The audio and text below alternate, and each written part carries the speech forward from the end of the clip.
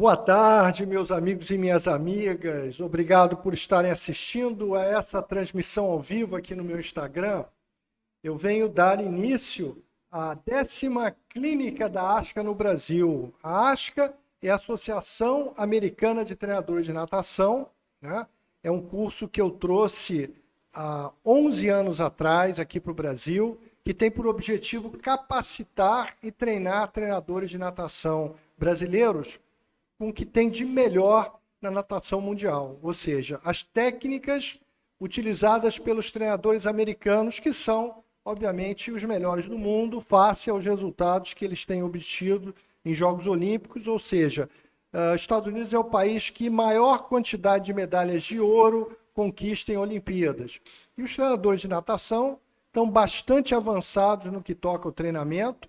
Temos excelentes treinadores aqui no Brasil, treinadores, inclusive, muito bons, que foram para os Estados Unidos e estão tendo sucesso não só nos Estados Unidos, mas na Europa, na Ásia, enfim, em vários lugares do mundo. Mas conhecimento é tudo, né? E o conteúdo que os cursos da ASCA trazem são muito importantes e têm beneficiado mais de 300 treinadores de natação brasileiros já cursaram a ASCA aqui no Brasil. Então, nós estamos dando início a essa nova edição da ASCA em 2025, hoje com algumas palestras online de treinadores brasileiros de sucesso lá nos Estados Unidos, que vão falar conosco hoje, né? Então, nós vamos ter primeiro o Lucas Ferreira, treinador que está lá na Geórgia, depois o Gilberto Júnior, treinador brasileiro que está lá no Texas, depois a Ana Carolina Dória, que está em Princeton, nos Estados Unidos também, e por fim o Mário Francisco Sobrinho, que está em Connecticut, também vai falar conosco. Então, a cada hora nós vamos ter um treinador brasileiro falando aqui cerca de 30 minutos, contando a sua história de sucesso na natação americana, né? Então, antes de começarmos com a primeira palestra, eu vou chamar uma palavra dos nossos apoiadores, né? Aqueles que tornaram possível a realização dessa clínica da ASCA. Hello, coaching friends, and welcome to Rio de Janeiro. My name is Chad Onken. I am the Director of International Clinics for the American Swimming Coaches Association, and I am excited to welcome you to Brazil for our 10th annual ASCA Coaches Clinic. A special thank you to Dejan Madruga and his team for putting on such a wonderful event. We hope that you will tell your friends throughout Brazil and South America about this amazing opportunity. We hope you'll learn, you'll listen, you'll take some notes, and you'll try and become the best coach you can be. Thank you for being a part of the American Swimming Coaches Association, and enjoy these next few days of fun, fellowship, and learning. Thank you so much. Bom dia a todos, é um prazer tê-los aqui mais esse ano, o nosso curso da ASCA, ministrado aí por duas feras aí do esporte aquático, meu amigo Djalma Madruga, Aviael Sampaio, duas feras da natação. É um prazer que vocês estejam aqui mais uma vez, recordando o que já aprenderam e aprendendo o que ainda não viram de treinamento, de técnica, que está sendo usado no maior centro de natação do mundo, que é os Estados Unidos, todo mundo sabe disso. Nós treinamos praticamente, desde a minha época, 99% é usado os programas dos Estados Unidos, então vocês estão no lugar certo, na hora certa, fazendo com as pessoas certas. É importantíssimo esse conhecimento.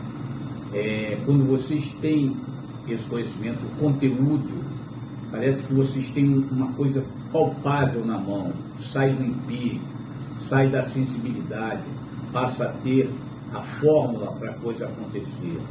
É assim que é feito e vocês estão no caminho certo. Tenho certeza que vocês vão ver isso quando vocês aplicarem a mudança de comportamento dos atletas de vocês, o rendimento dos atletas de vocês. Vocês vão ver a mudança que eles vão ter em corresponder ao que vocês estão pedindo a eles, com as séries, com os intervalos, com a técnica, com os educativos, enfim. tudo que se usa aí na natação, vocês vão ver que o retorno com o conhecimento é de imediato. Parabéns a vocês todos. É importante o conhecimento. Desde a minha época, vocês vão falar assim, nossa, depois que vocês tiverem esse conhecimento, vocês vão falar assim, nossa, quanta coisa eu fiz de errado com alguns treinadores, quantos talentos eu desperdicei por não ter o conhecimento ainda. Mas não fiquem tristes com isso não, porque isso não é só vocês. Todo mundo que começou e ainda não tinha o conhecimento, um dia prejudicou vários atletas. Não são só vocês. Com certeza, em algum momento, faltou alguma coisa para que o seu atleta fosse um pouquinho mais na frente. E isso é o conhecimento. Vocês tendo isso, a chance de vocês acertarem é muito maior. Muito bom estarem aí, eu fico feliz, espero que vocês se divirtam, porque é importante vocês fazerem aquilo que vocês gostam. E eu não trabalho nem um dia, porque eu trabalho naquilo que eu gosto, então eu não trabalho nem um dia, eu me divirto no meu trabalho. Vão se divertir, vão aprender, porque é importante. Um abraço a todos, se der, estarei com vocês aí. Abração, obrigado, Dijão, obrigado, Maviael. Greetings, coaches in Brazil, and thank you for participating in the ASCA Brazil Swim Clinic again this year. I'm really happy that Dejan Madruga has continued to push forward and make this clinic happen in your country. Dejan is a very, very thoughtful, very creative swim person, so I couldn't think of a better person to lead this clinic in Brazil. Not only is he a current champion, and I am very proud to know that he's a champion wearing our new Hydro X in some of these most recent races. But he's so creative. He has brought ideas to us that we are always talking about. How do we make the training and the racing and the coaching and the learning that much better? We are excited to be bringing you new products during 2025. I wish to all of you a wonderful clinic, and thank you again.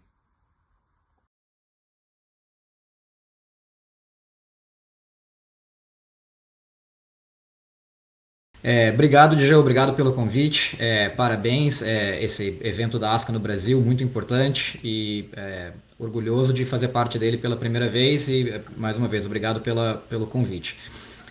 Então, o Dijão, como ele comentou, ele me pediu para falar sobre a minha trajetória como técnico nos Estados Unidos e então eu não vou entrar muito em especificidade de treinamento, coisas assim, mas se alguém tiver alguma pergunta ou quiser falar disso, lógico que é algo que eu gosto de conversar também. Quiser entrar em contato depois ou tiver perguntas por final, podem mandar. Tá legal?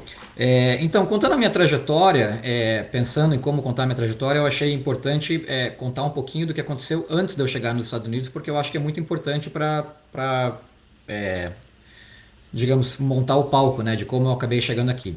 Então, em primeiro lugar, eu sou formado como bacharel de Educação Física pela Universidade Federal do Paraná.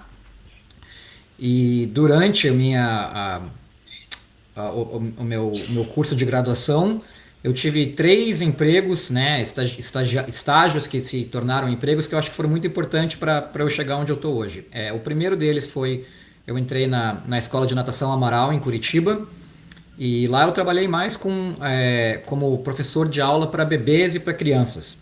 Mas isso acaba sendo importante para mim porque o meu esporte, quando eu estava crescendo, não foi a natação. Eu, na verdade, fui ginasta e ali pelos 13 anos acabou que eu desenvolvi escoliose e com escoliose, em função do impacto da ginástica, a recomendação médica foi para passar a fazer outro esporte. Claro que a natação foi o primeiro esporte que foi recomendado. Mas, como a natação competitiva não era super desenvolvida no estado do Paraná, nessa época, pelo jeito é muito, muito melhor hoje, mas isso a gente está falando coisa de mais de 30 anos atrás, né? Os meus pais me colocaram em aulas de natação, então ali nos meus anos ali, entre 13, 16, 17 anos, eu fiz aulas de natação, mas nunca competi. Quando eu entrei na Amaral, além de eu trabalhar com aulas para crianças, eu passei a treinar com o grupo de Masters da Amaral. e passei a competir com o grupo de Masters da Amaral. Então a minha primeira experiência competitiva na natação, na verdade, foi no Masters. E os Masters no Paraná, na época, era muito bem organizado. Então foi uma experiência muito boa e foi basicamente aí que foi a minha entrada para natação competitiva, foi no Masters em vez de ser na natação crescendo, né? E então isso foi uma coisa muito importante, eu acho, para minha carreira, para chegar onde eu estou hoje. Outros empregos eu trabalhei também na Cabral Natação e Fitness, também trabalhei com aulas de natação, aulas de hidroginástica, mas não trabalhei com a natação competitiva lá. E o terceiro emprego, na verdade, foi... eu também comecei como estagiário, depois fui efetivado como professor de educação física na Escola Internacional de Curitiba.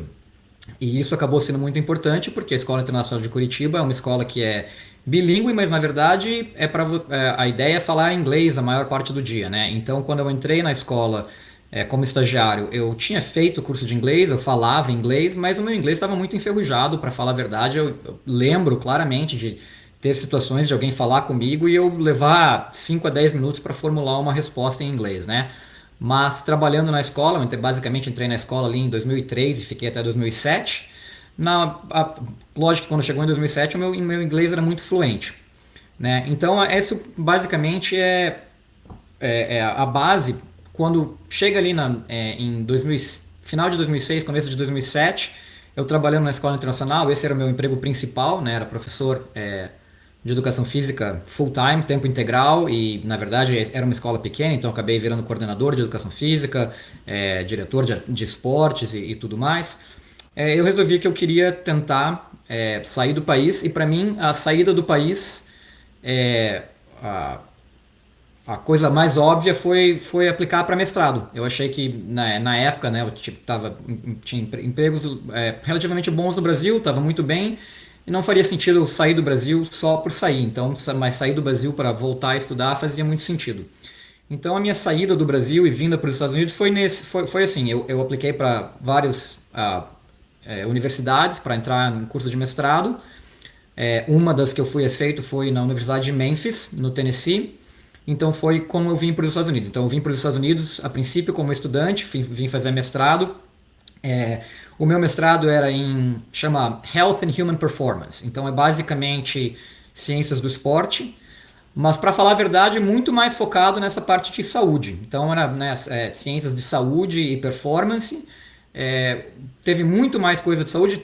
Eu estava mais interessado na parte de performance, então eu continuei basicamente guiando para estudar mais a parte de performance. Mas aprendi muito também na área de saúde durante esses meus anos de mestrado. Então eu fiz mestrado basicamente de 2007 a 2009 nos Estados Unidos. E outra parte de eu estar em Memphis, quando eu me mudei para Memphis, me mudei para os Estados Unidos, eu ainda estava competindo como Master nos Estados Unidos. Basicamente eu vim para os Estados Unidos, minha mudança acho que foi dia 20 de agosto. E no dia 18 de agosto eu estava numa competição Master em Foz do Iguaçu. Então eu fui numa competição Master em Foz do Iguaçu, voltei no dia 19 e dia 20 mudei para os Estados Unidos, basicamente. Então eu ainda estava muito interessado em competir, e a Universidade de Memphis não tem um time no colegial, né?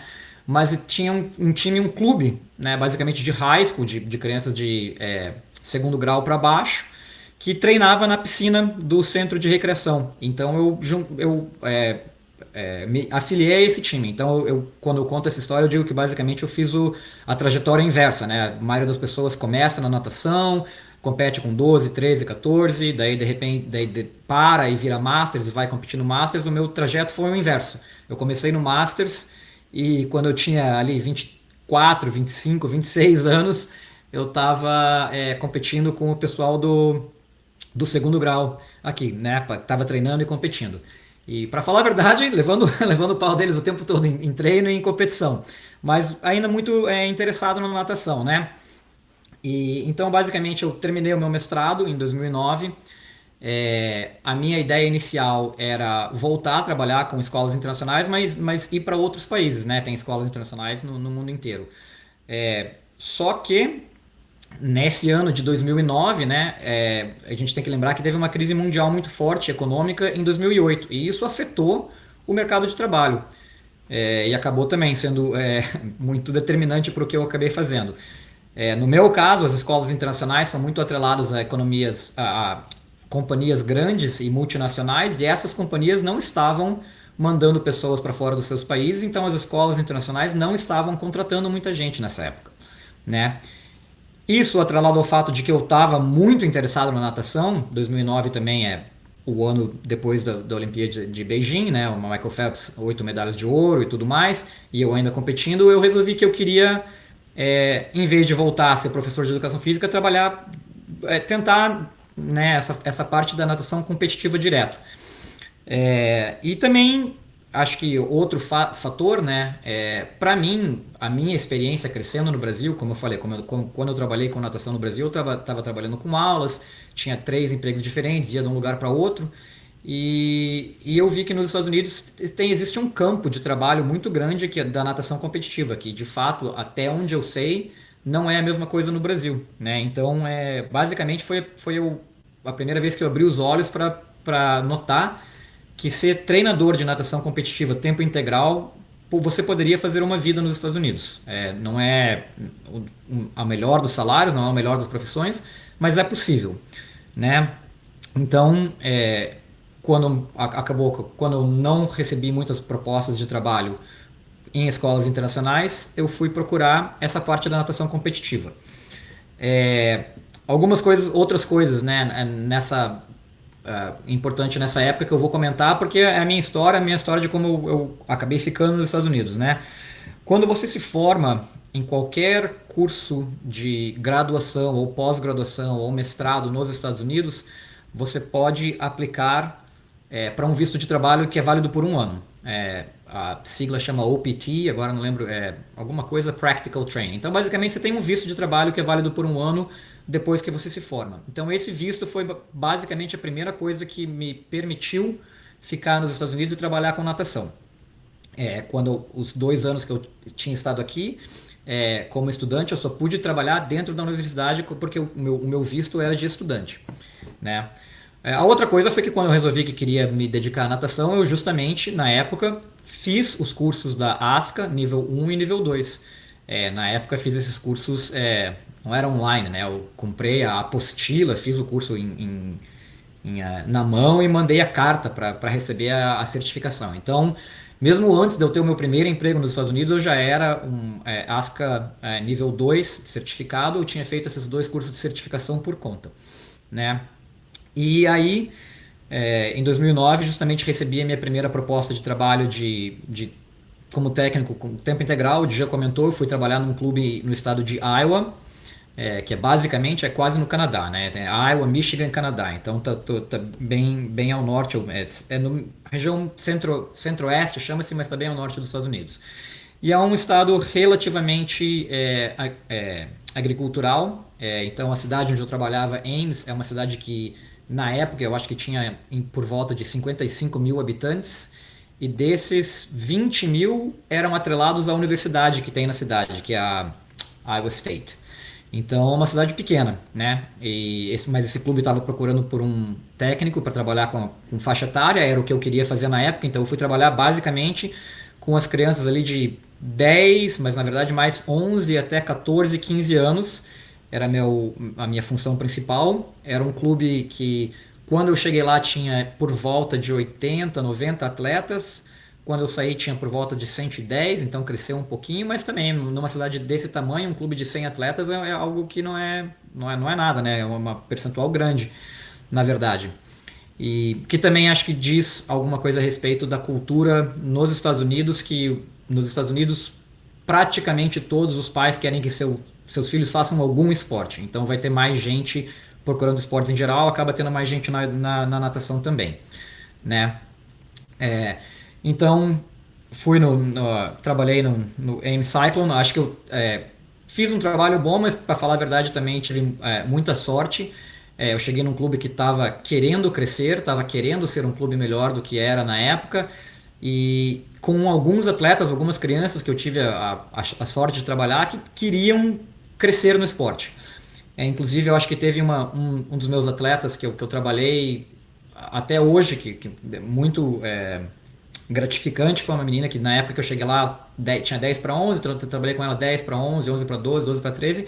Ela veio a ser tem índice para seletiva olímpica, veio a nadar na Universidade do Kentucky, veio a pontuar no NCAA, né, na divisão 1 da colegial, e foi uma atleta que era fácil de trabalhar e fácil de crescer um grupo ao redor dela, porque ela era muito carismática, basicamente ela cresceu o clube, né? Eu estava no lugar certo na hora certa, mas então consegui fazer um trabalho legal lá, graças a isso também, né? E como o Dia comentou, eu acho que eu cheguei também, não fiquei muito quieto, falei o que eu achava que o Estado em si podia fazer para melhorar, né? A minha experiência competitiva era num estado que tinha um pouco mais de natação do que o estado de Iowa, então eu fui muito... falei muito a respeito do que eu achava que o estado podia fazer melhor e coisa e tal, e por bem ou por mal, acho que isso foi parte de me dar, eu ser premiado, ter esse reconhecimento, né, foi Coach of the Year, né, o coach do ano, do Age Group Coach of the Year, né, então o técnico do ano trabalhando com faixa etária, se eu não me engano, no ano de 2011. E acabou que eu estava muito feliz lá, mas no final no final da temporada, né, de 2011, então na verdade a metade do ano de 2011, o técnico, que era o técnico principal, ele tinha acabado de ter a primeira filha dele, estava se dedicando muito com a natação e resolveu que ele queria basicamente mudar de carreira e passar mais tempo em casa, passar mais tempo com a família. E com isso ele pediu as contas, o clube perguntou o que eu queria fazer, eu na época achei que eu era muito verde para ser técnico principal de uma equipe, e o clube foi e contratou um outro técnico para ser técnico principal. E acabou que eu e esse técnico tentamos trabalhar, mas não deu muito certo, e eu resolvi que eu queria mudar. Uma coisa que eu esqueci, já que eu falei que estava falando da trajetória inteira, também falar dessa trajetória do processo de imigração, né? Quando eu fui contratado lá, eu tinha aquela visto de trabalho que eu falei que era válido por um ano só. Então valia mas basicamente da metade de 2009 até a metade de 2010. Em abril de 2010 eu falei com o clube e falei, se vocês quiserem que eu fique mais um ano, o clube vai ter que aplicar por um visto de trabalho. O visto de trabalho aqui não é algo que você pode aplicar por conta. Você tem que ter um sponsor, né? Alguém dizendo que precisa de você fazendo esse trabalho. Então o clube lá na época procurou um advogado de imigração, e esse advogado entrou com um processo para aplicar para um visto, aplicou para um visto que chama-se H1B, que é um visto que é válido por 3 anos a princípio, e depois você pode expandir ele. É um visto que, para visto de imigração, é considerado um dos melhores vistos, porque ele é considerado um visto de especialidade, que a pessoa vai acabar imigrando para os Estados Unidos. Só que existe uma cota muito pequena desses vistos que são alocados por ano. Eu falei, a crise de 2008 teve várias coisas que afetou a minha trajetória, né? Uma delas foi que eu acabei mudando de ideia de voltar a trabalhar com escolas internacionais e passar a trabalhar com natação direto. E a outra foi que ainda em 2010, em função da crise, as companhias americanas não estavam trazendo gente de fora do país com a mesma frequência que em outros anos. Então é basicamente um dos únicos 3 a 4 anos dos últimos 30 que essa cota de visto H1B não esgotou no primeiro dia. Isso foi importante porque a gente entrou com a cota de H1B, entrou com o pedido do H1B, no meu caso, uns 10 ou 15 dias depois que tinha aberto, e ainda tinha vistos disponíveis, né? Então foi aceito, e como eu falei, muita sorte. Eu na época não fazia ideia da sorte que eu tive, mas eu conversei com muitas pessoas desde então, gente que está nos Estados Unidos há tempos, tentando imigrar, e quando eu digo que eu recebi um visto H1B, eles falam que basicamente eu ganhei na loteria, né? E na época eu não tinha essa noção, para falar a verdade. Enfim, chega ali na metade de 2011, né? Tem essa mudança no clube de Iowa, e acabou que eu pedi as contas e procurei outros empregos. E aí foi que eu fui contratado, né, nessa época, por essa equipe onde eu estou até hoje. Chama-se Gwinnett Aquatics, é um nome complicado, tenho que soletrar toda vez, tá na camisa, se alguém quiser ver. Mas é uma equipe que, quando eu cheguei aqui, tinha também, né, basicamente 100 atletas, mais ou menos. E a gente diz que a gente está em Atlanta, mas na verdade a gente está na região metropolitana de Atlanta. A gente está basicamente 35, 40 minutos de Atlanta, né? Então é na região metropolitana, mas se eu falar para alguém que eu estou em Lilburn, ninguém sabe onde é que fica, né? Mas enfim, é isso, é uma equipe e a equipe em Iowa, uma equipe de 90 para 100 atletas era considerada uma equipe média para grande, né? Como o estado é muito agricultural, não existe cidades grandes, o nosso clube era médio. Na Geórgia e perto de Atlanta, a nossa equipe com 100 atletas é uma equipe minúscula. A gente tem equipes perto da gente aqui que tem 1.700 atletas, 1.100 atletas, 800 atletas, 600. Isso assim, equipes diferentes com esse número de atletas. Então, aonde a gente está hoje, a gente é uma equipe muito pequena, né? E eu vim para cá como eu falei, em 2011 para trabalhar basicamente com a mesma faixa etária que eu trabalhava lá. E outro ponto aí nesse ponto de imigração é que basicamente quando eu vim para cá o clube teve que fazer um pedido de transferência do meu visto. Como eu disse, o visto aqui, pelo menos os vistos de trabalho que eu conheço, são todos atrelados ao empregador. Né? Então, como eu saí de Iowa e vim para cá, mudei de empregador, eles tiveram que pedir uma transferência desse visto. E equipes basicamente do mesmo tamanho, eu fazendo exatamente a mesma função que eu faço aqui, que eu fazia lá, o meu pedido de transferência a princípio foi negado. E isso foi uma coisa também complicada, porque quando esse pedido de transferência foi negado a princípio, eu tive que parar de trabalhar. Na verdade, eu continuei trabalhando, mas eu não podia receber do clube. O clube depois veio me pagar e coisa e tal, mas eu não podia receber, então eu tive que ficar trabalhando sem receber. Eu estava numa coisa que se chama fora de status com relação à imigração. Então foi uma coisa assim, mais um período que eu não, para falar a verdade, não tinha muita certeza do futuro, né? Quando o clube fez esse pedido de transferência, a princípio eles tentaram fazer por conta e foi negado. Quando foi negado, o clube daí aqui também entrou em contato com um advogado de imigração e esse advogado de imigração daí pegou o processo e reaplicou a transferência e colocou achou que mais evidências que era uma posição que se qualificava para esse visto e tudo mais. E eventualmente essa transferência daí foi aprovada, mas quando essa transferência foi aprovada, porque ela tinha sido negada antes, eu tive que fazer várias outras coisas para acertar basicamente a minha condição nos Estados Unidos. Então foi, como eu falei, foi uma coisa complicadinha aí, mais um pequeno empecilho, né, dessa mudança de tentar ficar nos Estados Unidos. O que eu diria com respeito esse processo de imigração é bem complicado e tentar fazer ele por conta sem advogado, na verdade, é complicadinho, né? Enfim, eu cheguei aqui em 2011, trabalhei com essa faixa etária direto até 2019. Também, o Djanão comentou, mas só pra, ali a nossa equipe... O estadual, como as equipes daqui são muito grandes, o estadual ele premia as equipes, também tem premiações para equipes de tamanhos diferentes. Então tem uma premiação para as equipes gigantes, uma premiação para equipes grandes e uma premiação para equipes médias. E a equipe média é considerada entre 90 atletas e 250. Então ainda tem uma equipe de 90 atletas, uma equipe de 250 atletas, basicamente é 3 vezes a diferença de tamanho, né? A gente, tendo 110 atletas, na época, ali em 2019, ganhou esse estadual de equipes médias. E então também no ano de 2009 eu também fui, acho que muito em função disso, também fui eleito técnico do ano no estado da Geórgia. Então fui eleito em outro estado técnico do ano para também para essa técnico de faixa etária, né? Então um período muito grande aí, acho que um crescimento da equipe muito legal. Isso foi um período maior, né? 8 anos para basicamente aumentar e crescer a base da equipe, a equipe chegar num lugar onde eu estava feliz. Mas no final de 2009 eu resolvi que tinha feito esse trabalho por 8 anos, estava feliz com o que eu tinha feito, eu queria mudar de áreas.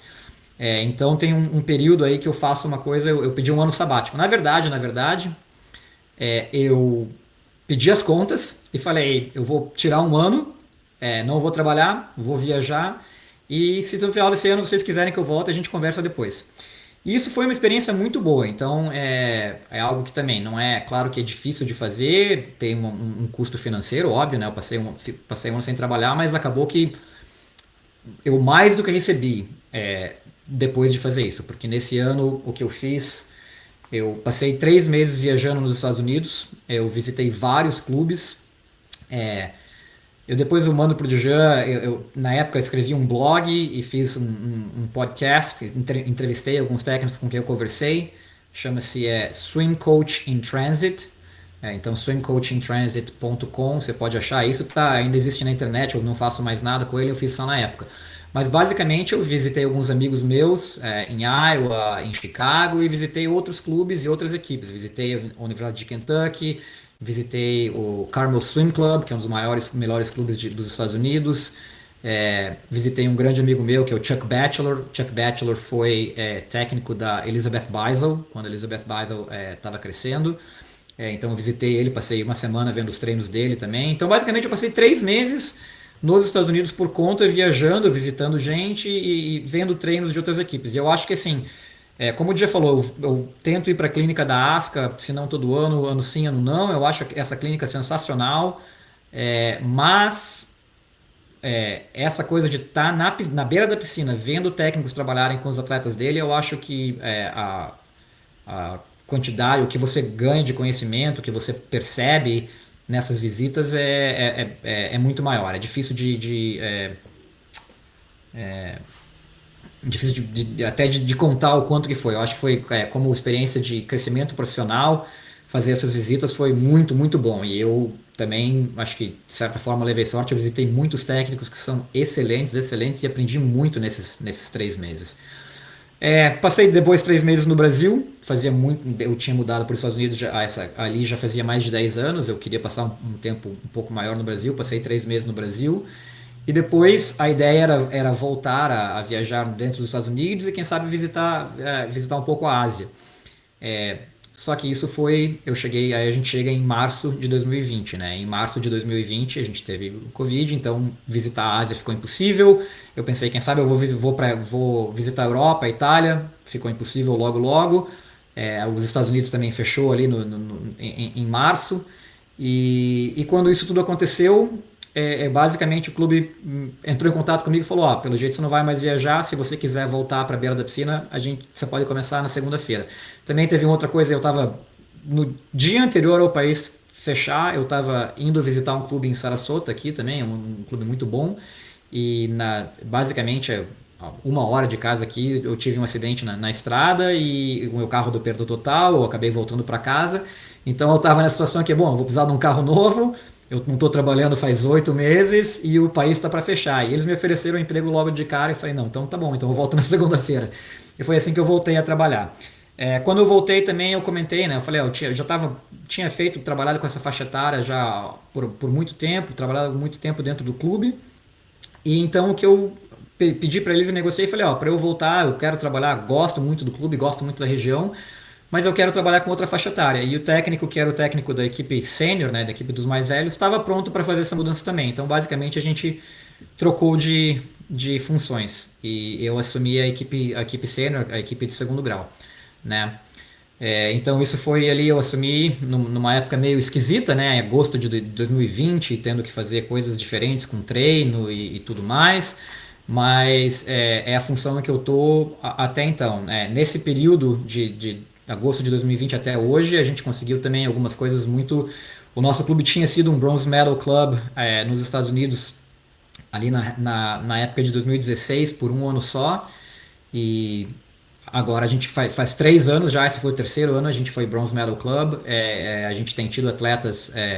em Summer Juniors e Junior Nationals, pelo menos 2 atletas nessas competições, que são competições com índices técnicos altíssimos. Já faz 3 anos que todo ano a gente passou vários anos sem nenhum atleta nesse nível, e agora faz 3 a 4 anos que a gente tem pelo menos 2 atletas nessas competições. Algum ano tivemos 4, tivemos revezamento, o que também para uma equipe do nosso tamanho é muito significativo. E também um pouco, acho um tanto de sorte, lógico, de estar com os atletas certo. Uma outra coisa que eu privilégio de ter feito nesses últimos anos, eu tenho trabalhado com um atleta que ele é o atleta ranqueado número 1 da classe de 2026. Então, basicamente, ele se forma no high school aqui em 2026 e começa o college. E ele é o atleta ranqueado número 1 por todos os rankings que fazem esse ranking de recrutas, né? E esse atleta, na verdade, eu trabalhei com ele quando ele tinha na faixa de 11, 12, depois saí, voltei, coisa e tal, peguei ele de volta ali com 14, Então tenho trabalhado com ele faz muito tempo. Hoje ele acabou de fazer 17. Então eu tenho trabalhado com ele há algum tempo e é um atleta que também tem dado uns resultados muito, muito, muito fortes. Mais uma vez, eu acho que crescer um clube, fazer um trabalho muito legal, tendo os atletas certos, acho que faz a tua vida um pouco mais fácil, né? Então eu tenho, acho que muitas coisas que eu consegui atingir nesses anos dentro dos Estados Unidos, mas claro que tive muita sorte também. Então é basicamente isso. Acho que já faz mais de 20 minutos que eu estou falando e essa é a minha história. Então estou aqui hoje e se alguém tiver alguma pergunta, pode mandar.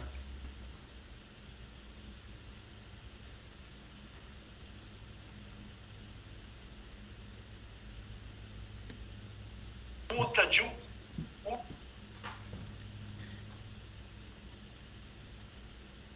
do treinador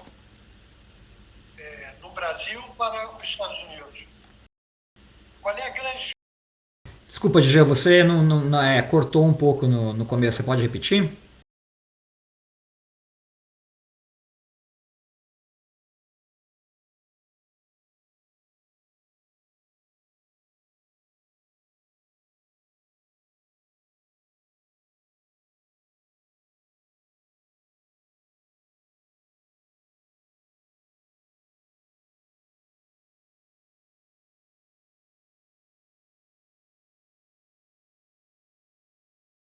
Lugar, eu vou dizer o seguinte, né? Talvez eu seja a pessoa errada para responder essa pergunta, porque como eu falei, eu não trabalhei com natação competitiva diretamente no Brasil. Eu tive algum contato.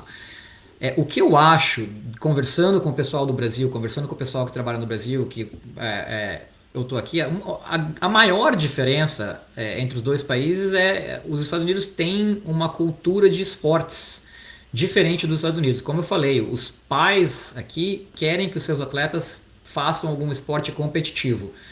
E isso permeia todos os esportes. Então, tem um grupo muito maiores de atletas dentro da natação aqui do que no Brasil. E a outra coisa que também, talvez isso seja um pouco socioeconômico também, né? Mas nos Estados Unidos, os clubes eles são 100% financiados pelos pais. Então acho que algumas vezes o pessoal conversa, poxa, mas qual que é o apoio do governo, né? O apoio do governo para clubes é praticamente zero. Tudo que a gente tem como um clube nos Estados Unidos é custeado pelos pais, né? E eu acho que no Brasil isso tem uma outra realidade, né? E tem uma outra realidade então de número de pessoas que nadam e número de pessoas que têm a condição e têm a vontade, né, de investir financeiramente no esporte, né? Eu vou mandar para você o link. Como eu falei, o link é um blog, né? Quando cada clube que eu visitei, eu escrevi um artigozinho, um artigo basicamente as coisas que eu observei no clube, que eles estavam fazendo bem.